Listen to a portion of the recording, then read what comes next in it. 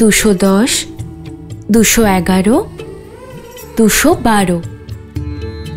এমন কোন বিশেষ কার্য করছো সীতা? ভবিষ্যৎ দেখার চেষ্টা করছি। গুনছি যে আমাদের বনবাস শেষ হতে আর কতদিন বাকি। দেখুন, আর 1 বৎসরও নেই।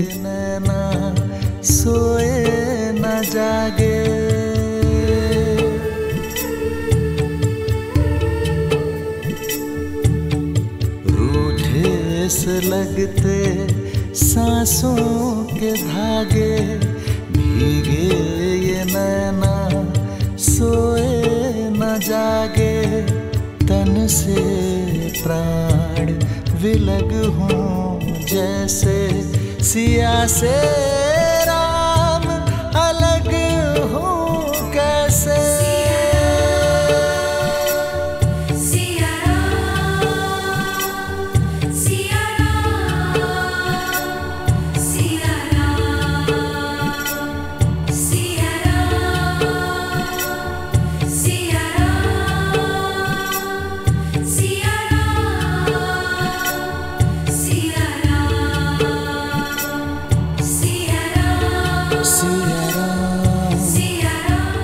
সীতা,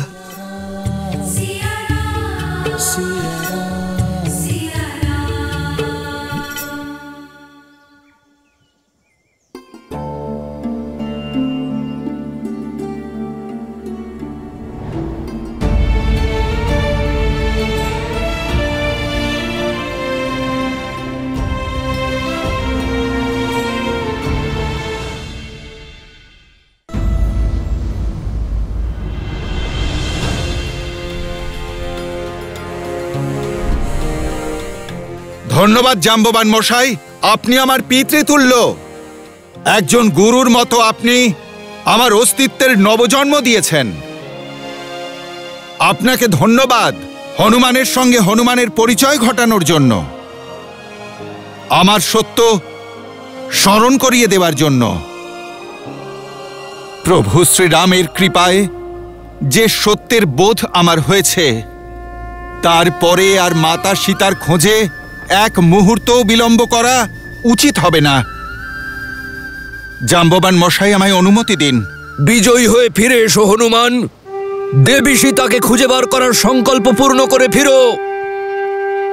আমাদের বানরদের প্রতীক্ষা এবং শ্রীরামের আশা দুটোই তোমার হাতে।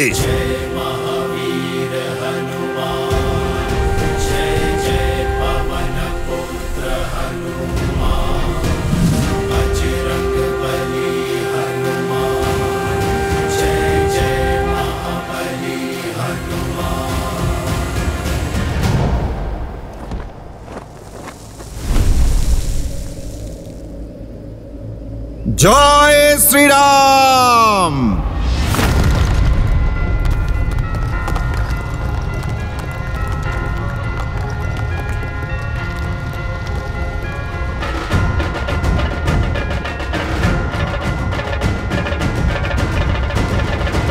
জয় শ্রীরাম।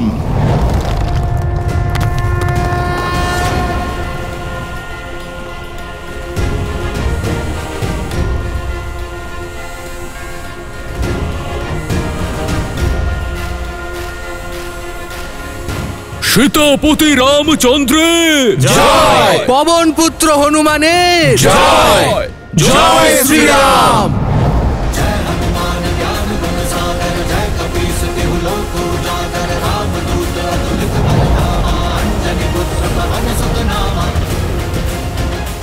রাম ভক্ত হনুমান আপনার কাছে আসছে মাতা সীতা।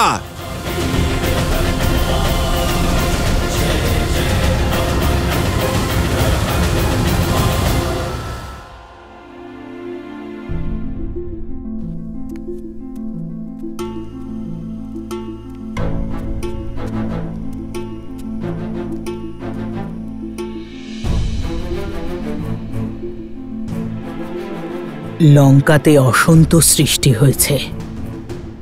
মহামন্ত্রী বিভীষণ যেভাবে লঙ্কেশের বিরোধিতা করেছেন, সকলে চিন্তায় আছে। শ্রীরামের নামের স্রোত এবার লঙ্কাতেও প্রবাহিত হবে। এই স্রোত ক্রমশ বন্যার রূপ নেবে, আর পাপী দশাননের সিংহাসন তাতে ডুবে যাবে। আজ এক ভ্রাতা ওর থেকে মুখ ফিরিয়ে নিয়েছে ত্রিজটা। এমন একদিন আসবে যেদিন সমগ্র লঙ্কায় রাম নাম ধ্বনিত হবে। বিভীষণের মতো লঙ্কার প্রতিটি মানুষ নারায়ণের ভক্ত হবে আর রাবণের থেকে মুখ ফিরিয়ে নেবে। লঙ্কেশ চুপ করে থাকবেন না। শুনেছি পরামর্শের জন্য তিনি তার জ্যেষ্ঠ পুত্র মেঘনাথকে ডেকেছিলেন তোমাকে নিয়ে আলোচনা করতে। ওরা দুজনে অক্ষয় কুমারের কাছে গিয়েছিলেন, দশাননের সবথেকে প্রিয় কনিষ্ঠ পুত্র, যার নিষ্ঠুরতার সঙ্গে কারোর তুলনা হয় না।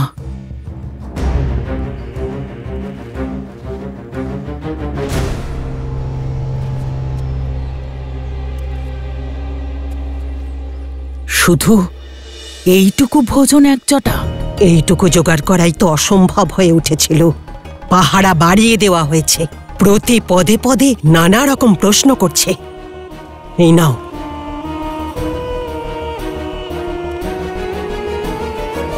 তোমার ভোজন কেউ দেখার আগে তাড়াতাড়ি খেয়ে নাও। তোমার ব্যক্তিত্ব একজটা কেউ পাল্টে দিয়েছে।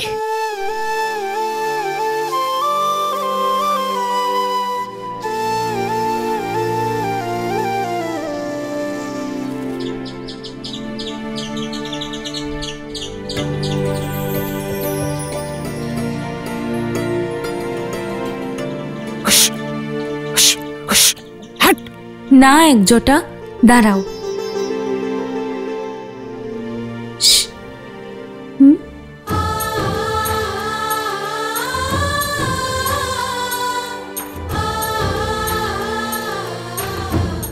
এত কষ্ট করে কেবল এইটুকুই আনতে পেরেছিলাম, সেটুকুও তুমি ওকে খাইয়ে দিচ্ছ?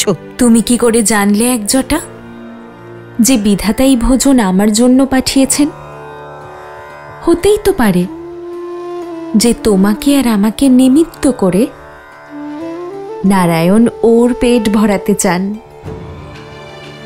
এইটুকু অংশ থেকেও ভাগ দিলে? ভোজন, ভালোবাসা আর জীবনের উপর সংসারের প্রতিটি প্রাণীর সমান অধিকার আছে।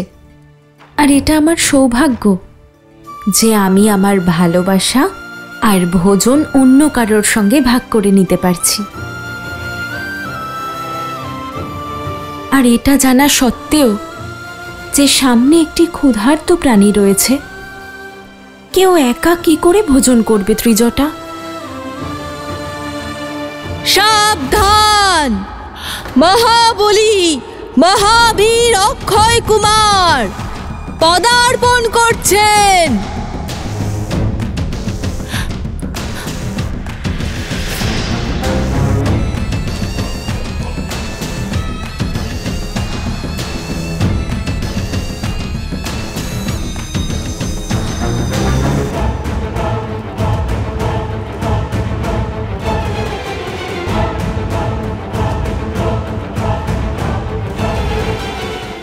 ভোজনটা লুকো।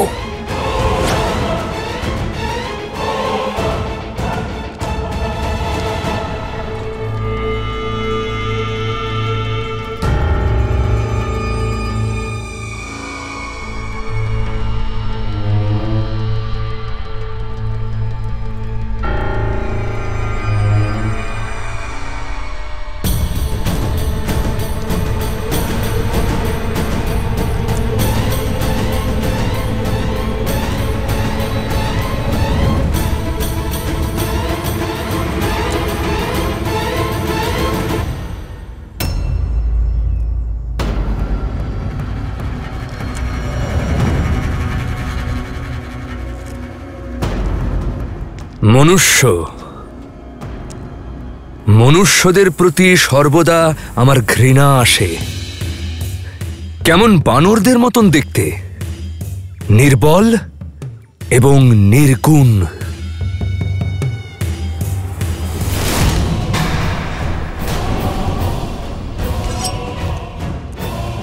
কিন্তু তুমি ভাগ্যবতী সীতা, যে আমার পিতার হৃদয় তুমি জয় করেছ, সে কারণেই আমার প্রকোপ থেকে তুমি সুরক্ষিত। কিন্তু তুমি জানো মনুষ্যদের থেকেও অধিক ঘৃণা আমার কাদের প্রতি?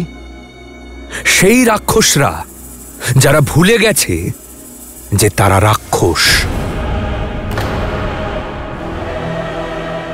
এবং তুচ্ছ মনুষ্যদের প্রতি সহানুভূতি রাখে।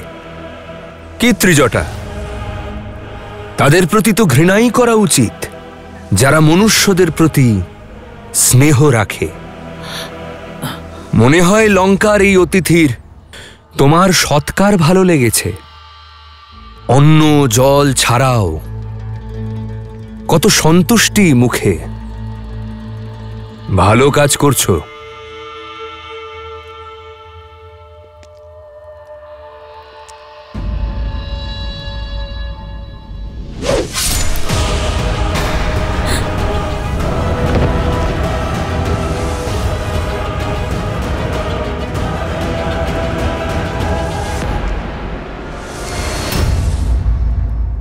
তোমার ক্রোধ এই কথাই স্পষ্ট করছে যে এই সেই যে লঙ্কায় ভেদ করছিল, মহারাজের আদেশের বিরুদ্ধে গিয়ে দ্রোহ করছিল।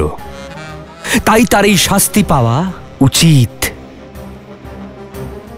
এখন তুমি কষ্ট পাবে আর অন্যজন পাবে শিক্ষা। এভাবে দেখো না আমায়। ওকে আমি মারিনি, ওর হত্যার দায়ভার তোমার কাঁধের উপর। তুমি বাধ্য করেছো আমায় এই অশোক বাটিকাকে রক্তরঞ্জিত করার জন্য।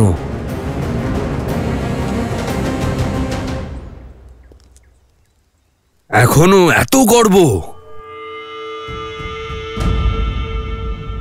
গর্ব হয় তোমার এই চূড়ামণির ওপর? তোমার সৌভাগ্যের চিহ্ন তো এই চূড়ামণি। ইচ্ছে হচ্ছে এটাকে নিজের হাতে খুলে ফেলে দিই, কিন্তু আমি এমনটা করব না। কেন জানো?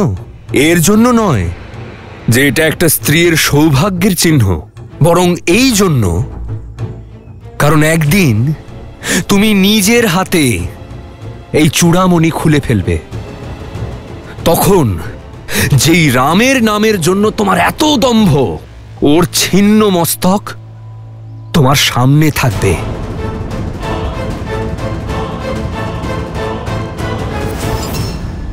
তুমি যথেষ্ট বুদ্ধিমতী, বুঝেই গেছো যে এমন হত্যা আরও হতে পারে এখানে। ক্ষুধা আর তৃষ্ণায় মরতে দাও ওকে। কেউ যদি ওকে সাহায্য করার চেষ্টা করে তার পরিণতিও এক জটার মতোই হবে।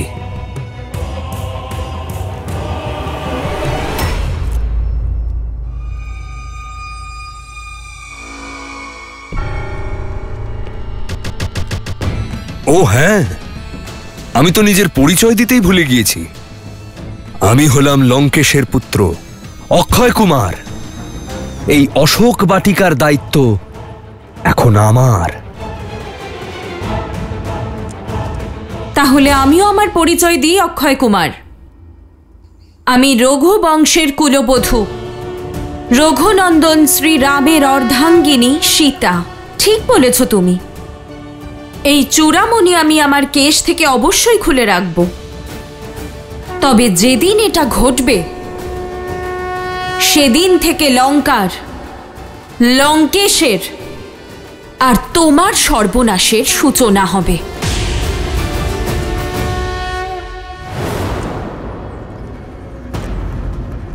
সেদিন কখনো আসবে না সীতা, কারণ তার আগেই এই ক্ষুধা আর তৃষ্ণা তোমায় মেরে ফেলবে।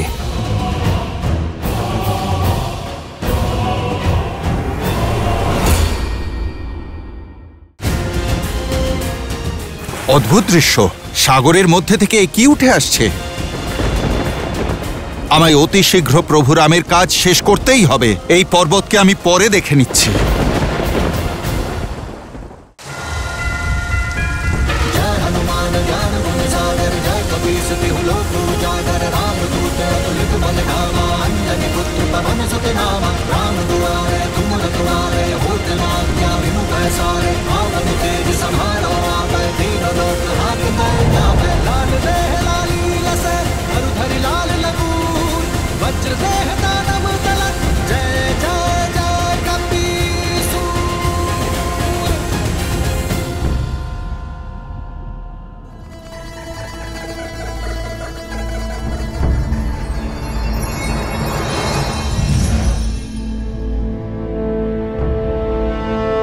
প্রণাম বরুণদেব। পবনপুত্র হনুমান মহাসাগরের উপর দিয়ে উড়ে উড়ে তীব্র গতিতে লঙ্কার দিকে অগ্রসর হচ্ছে।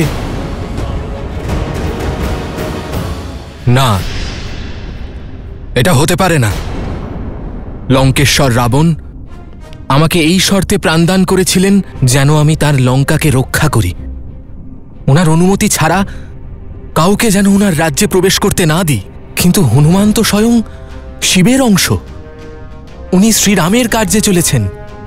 একদিকে হনুমান, যিনি ধর্ম ও ন্যায়ের রক্ষা করছেন, আর অন্যদিকে আমি, যে নিজের প্রতিজ্ঞা পালনে ব্যস্ত। আমায় হনুমানকে আটকানোর প্রচেষ্টা করতেই হবে। তার পথে বাধা উৎপন্ন করে পথভ্রষ্ট করতে হবে। আমরা আশা করব যাতে রামভক্ত তার কার্য সম্পন্ন করতে পারেন। হে নারায়ণ, আমাকে এই ধর্ম সংকট থেকে আপনি উদ্ধার করুন।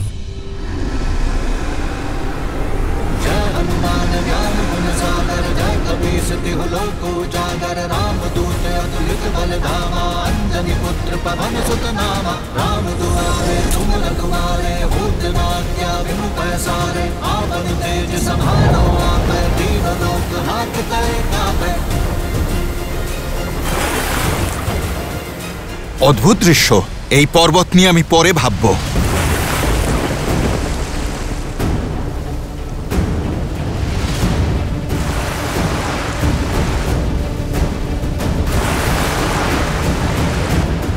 পথ পরিবর্তন করতে হবে।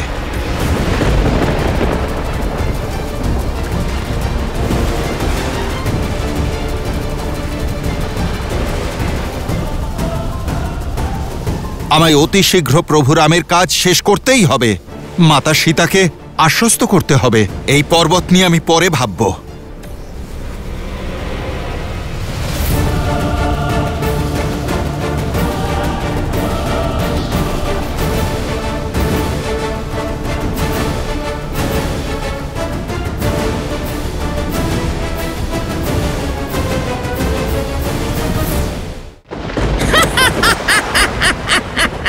মাতা, কে আপনি? আর আপনি আমার পথ কেন রোধ করছেন মাতা? আমার পরিচয় এইটুকু যে আমি ক্ষুধার্ত, আর তোমার পরিচয় এইটুকু যে তুমি আমার আহার।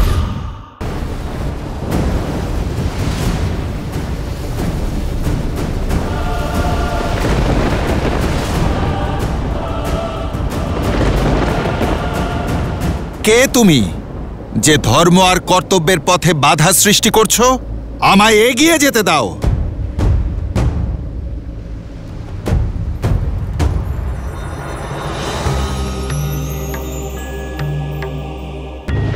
পবনপুত্র হনুমান, আমি শত্রু নই, আপনার মিত্র। আমি এটা জানি যে আপনি প্রভু শ্রীরামের দেওয়া দায়িত্ব পালন করতে চলেছেন, কিন্তু বিশ্রাম ছাড়া তো সূর্যোদয়ও হয় না। তাকেও সন্ধ্যায় বিরতি নিতে হয়। আপনাকে অনেক পথ যেতে হবে। এতটা পথ এসে হয়তো আপনি ক্লান্ত। কিছুক্ষণ আমার চূড়ায় আপনি বিশ্রাম নিন আর আহার গ্রহণ করুন। তারপর নতুন উদ্যমে আপনি পুনরায় যাত্রা শুরু করুন। আমার প্রভুর কাজ শেষ করবার আগে আমি কিছুতেই বিশ্রাম নিতে পারবো না। যাত্রাপথ সত্যিই দীর্ঘ আর প্রতিটা মুহূর্ত মূল্যবান। আপনি অনুগ্রহ করে পথ থেকে সরে দাঁড়ান। আর তাছাড়া অপরিচিতের থেকে সাহায্য বিপদ ডেকে আনতে পারে। পবনপুত্র হনুমান, আমি অপরিচিত নই। আমি হলাম হিমালয় পুত্র মৈনাক পর্বত। একবার আপনার পিতা আমাকে সাহায্য করেছিলেন। যে সময় ইন্দ্রদেব সমস্ত পর্বতের ডানা কাটছিলেন, সে সময় পবনদেবের সাহায্যে আমি এখানে আসি। তাই আমার ডানা এখনো অক্ষত। তাই সেই ঋণ শোধ করতে চাই। আমার আতিথ্য গ্রহণ করুন। আতিথ্য তো অতিথি গ্রহণ করে। আমি আমার প্রভুর কাজ করতে আসা একজন সাধারণ সেবক। আমি প্রভু শ্রী রামচন্দ্রের কাজ করার জন্যই বেরিয়েছি। আমার শীঘ্রই প্রভু শ্রীরামের কাজ সম্পূর্ণ করে আবার ফিরে যেতে হবে। প্রভু আমার অপেক্ষায় রয়েছেন। আপনি অনুগ্রহ করে আমার পথ ছাড়ুন। আমার আতিথ্য গ্রহণ না করলে সেটাও তো অধর্ম হবে। আমার কাছে এই একমাত্র সুযোগ বায়ুদেবের ঋণ শোধ করার। তাই আপনার কাছে পুনরায় নিবেদন করছি।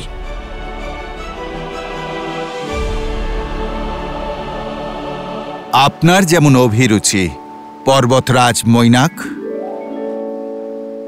জয় শ্রীরাম। जय हनुमान ज्ञान गुण सागर, जय कपीस तिहु लोक उजागर। रामदूत अतुलित बल धामा, अंजनी पुत्र पवन सुत। দেখুন পর্বতরাজ, আপনার আতিথ্যের মানও রাখলাম আর আমার পিতার ঋণও পরিশোধ করলাম। আর সেই সঙ্গে আমি এখানে এক মুহূর্তের জন্য বিশ্রামও করে নিলাম। সেটাই ধরে নিন আপনি। এবার আপনি আমায় অনুমতি দিন। প্রভুর ব্যথা লাঘব করতে এই ভক্তকে এবার যেতেই হবে।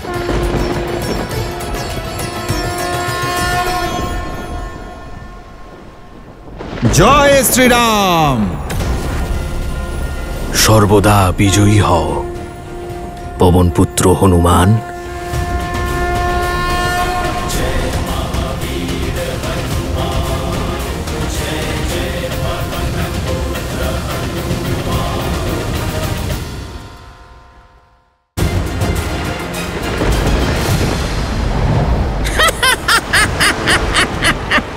মাতা, কে আপনি? আর আপনি আমার পথ কেন রোধ করছেন মাতা? আমার পরিচয় এইটুকু যে আমি ক্ষুধার্ত, আর তোমার পরিচয় এইটুকু যে তুমি আমার আহার।